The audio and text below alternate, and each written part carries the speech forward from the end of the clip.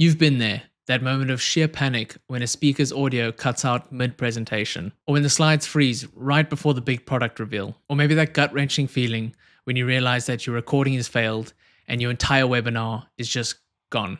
The truth is that most webinar disasters are not random acts of bad luck. They're predictable, preventable failures that happen when the fundamentals get overlooked in the rush to produce content. I've spent years helping B2B companies turn webinars from technical disasters into lead generating assets with high production quality. And today I'm going to share that exact playbook we use to eliminate the 5 most common webinar production disasters that kill audience engagement and waste marketing dollars.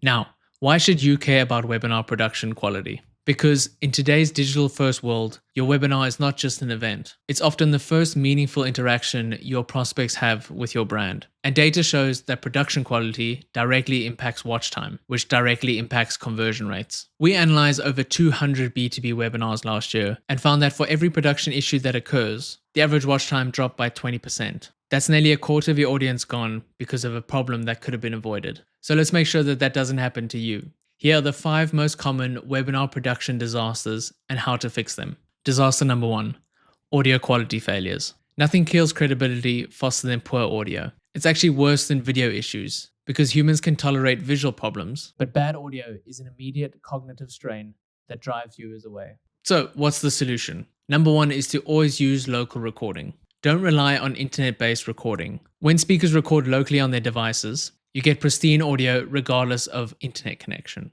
Solution number 2 is to require headset microphones. The built-in laptop microphone might seem convenient, but it picks up every echo, every keyboard click, and background noise. A simple $30 headset can really transform your audio quality. Solution number 3 is to conduct pre-flight audio checks. Set up a 10-minute check with each speaker 24 hours before the actual webinar, or get them to send you a 30-second clip that they've recorded with the exact same setup that they'll use on the day. Listen in for any background noise, echo or reverb, plosives, those are the popping P's that you get on the microphones, and the volume levels. One trick we use with our clients is to send them a checklist that they can go through. We also send a short video tutorial on how to position your microphone. This alone reduces audio issues by at least 60%. Disaster number 2 is the dreaded slide handoff. We've all experienced that awkward moment where it's time for speakers to transition and then nothing happens. The slides don't advance, the next speaker can't share their screen, and everybody sits there in a bit of awkward silence. So what's the solution?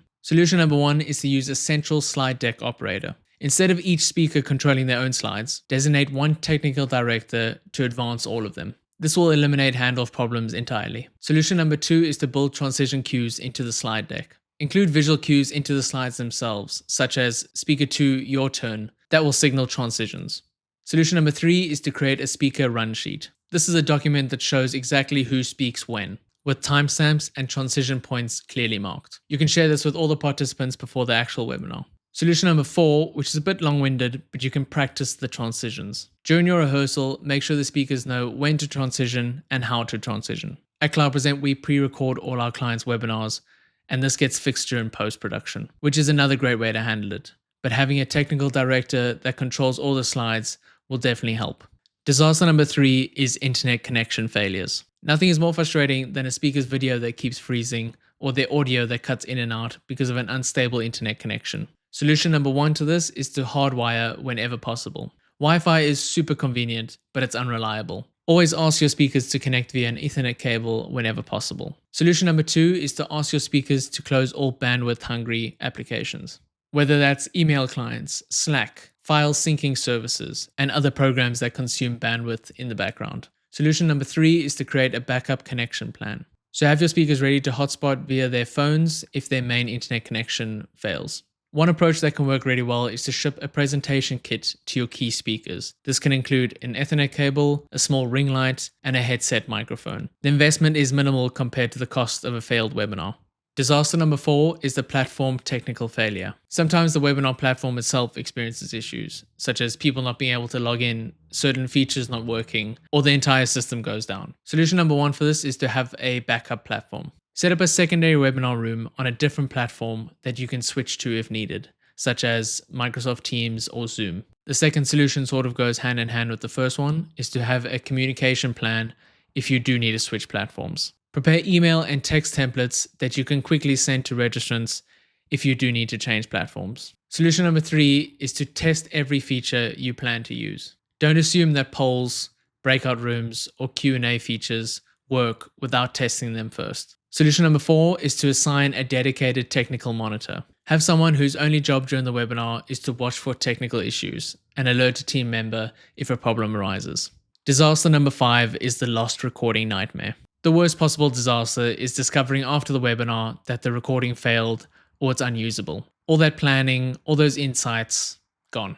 So how do we make sure that doesn't happen? Solution number 1 is recording methods. Record locally and have a cloud recording going as backup. This is something we offer at Cloud Present for our clients. Solution number 2 is to assign a dedicated recording monitor. This is similar to the technical monitor, but this person's job is to solely check that the recording is being done. Solution number 3 is to check the recording at natural breakpoints. At natural transitions or Q&A segments, have your recording monitor check that the recording quality is still good. Solution number 4 is to check your recording workflow end to end before the event. Make sure you can successfully record, download, and play back that footage. One technique we implement with all our client webinars is a multi-track recording system. This is where we capture each speaker individually. This gives us maximum flexibility in post-production and ensures that if there's a problem on one track, it doesn't affect the whole webinar. The reality is that most marketing teams are experts in content creation and audience building, not technical production. They shouldn't have to become audio engineers and video production experts just to run effective webinars. So let's quickly recap the 5 most common webinar production disasters and their solutions. Number 1 is audio quality failures. The solution is to use local recording, proper microphones, and conduct pre-flight checks. Number 2 is slide handoff problems. And the solution is to centralize slide control and practice transitions. Number 3 is internet connection failures.